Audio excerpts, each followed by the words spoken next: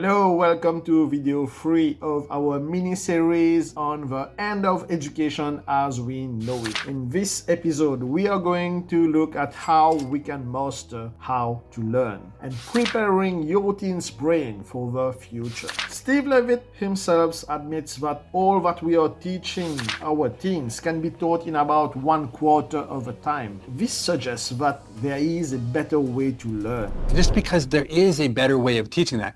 What I think is much harder to think about, well, now that I've freed up that time in the day, so I've got, say, 6 hours a day, that I'm not warehousing kids and using awful old 1800s technologies trying to get them to learn things about triangles. What am I going to do with them? That's actually the part that I'm really nervous about, because am I actually going to be able to deliver them a curriculum that is exciting and engaging? Second thing that Steve Levitt says is that he is a bit lost about what to do with the remaining time. We have a little idea about the use of this time. What about teaching your teen how to learn? We already know that the world is changing at a very fast pace. We know also that we are going to have to learn throughout our lives. So why not prepare our teens for that by teaching them how to learn optimally? What's the best tool to use for that? Brain science. Since we can learn faster, we can learn more. What is necessary to start is to shift the focus from what we are learning to how we are learning. Science tells us that we learn better with interleaving, spaced repetitions, active recall. We also know about the importance of movement and sleep for memory consolidation and the process known as neuroplasticity, where we learn new things during our sleep. Helping your teen understand how their brains work is a skill that will be super helpful to them throughout their lives in this ever-changing world. In this episode, we move away from the problems of the education system and incorrect parenting techniques. We move to the solutions. So let's look how to improve the brain utilization of our teens. The first technique we are going to look at is the spaced repetition technique.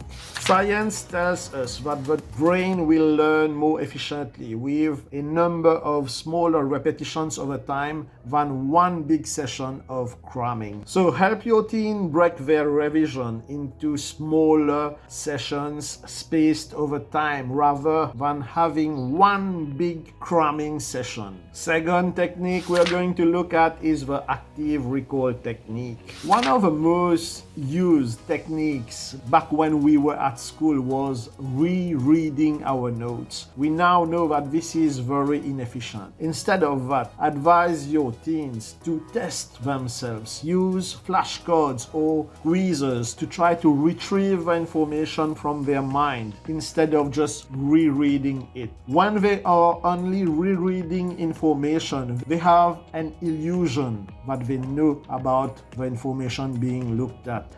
This can lead directly to the illusion of competence and the world-famous exam blackout, where teens say that they looked at this information on the eve and they thought that they knew it, but then in the exam they could not retrieve it. It's normal because they have not tested the information. They have not tried to retrieve the information instead of just rereading it.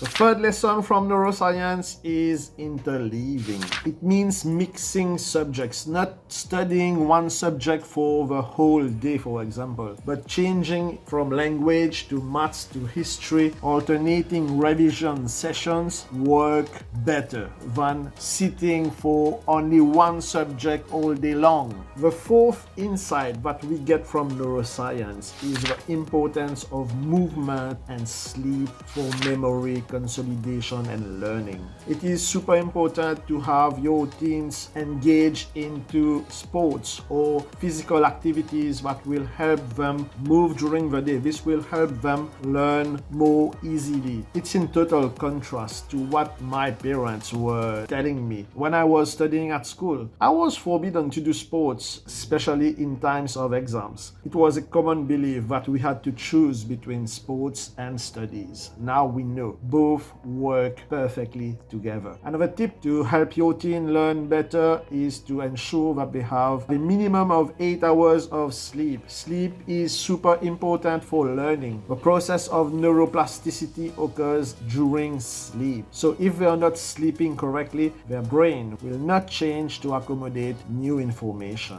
This shift from what they are learning to how they are learning. This shift in vision about education, changing from the importance of what they are learning, changing to the importance of how they are learning is super important, given that we don't know what they will have to learn in the next 5 years. So it's very important to use science-backed techniques to help them learn better. If you want to have more information about science-backed techniques, check our video on how to get straight A's. Subscribe, like, and comment. Share with us which technique you are going to use with your team to help them utilize their brain more efficiently. See you in the next episode.